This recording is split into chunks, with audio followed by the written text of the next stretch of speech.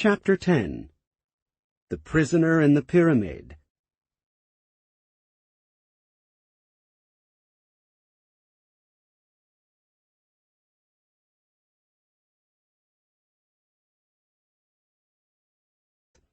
Evicted from Babylon and Mesopotamia, Marduk returned to Egypt.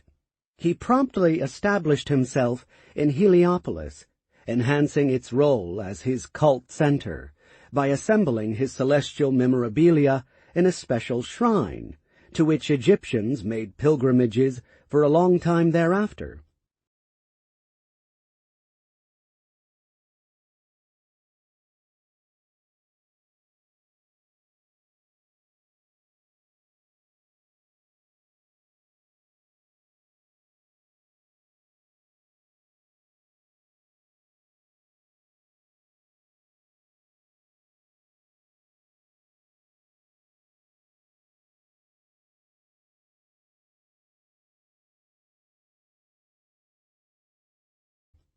But seeking to re-establish his hegemony over Egypt, Marduk found that things had changed since he left Egypt to attempt his coup d'etat in Mesopotamia. Though Thoth, we gather, did not put up a struggle for supremacy, and Nergal and Gibel were far from the center of power, a new rival had emerged in the interim, Dumuzi. That younger son of Enki, his domain bordering Upper Egypt, was emerging as a pretender to the throne of Egypt.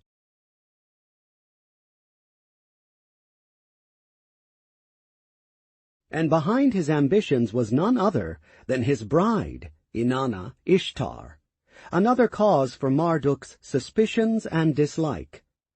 The tale of Dumuzi and Inanna, he a son of Enki, she a granddaughter of Enlil, reads like an ancient tale of Romeo and Juliet.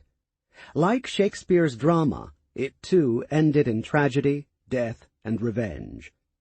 The first presence of Inanna Ishtar in Egypt is mentioned in the Edfu text dealing with the First Pyramid War. Called there Ashtoreth, her Canaanite name, she is said to have appeared on the battlefield among the advancing forces of Horus. The reason for this inexplicable presence in Egypt might have been to visit her bridegroom Dumuzi, through whose district the fighting force was passing.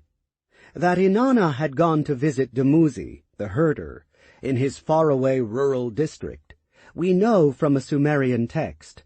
It tells how Dumuzi stood awaiting her arrival and echoes his reassuring words to a bride baffled by a future in a foreign land. The young lad stood waiting. Dumuzi pushed open the door. Like a moonbeam she came forth to him. He looked at her, rejoiced in her, took her in his arms and kissed her. The herder put his arm around the maiden. "I have not carried you off into slavery," he said. "Your table will be a splendid table, the splendid table where I myself eat."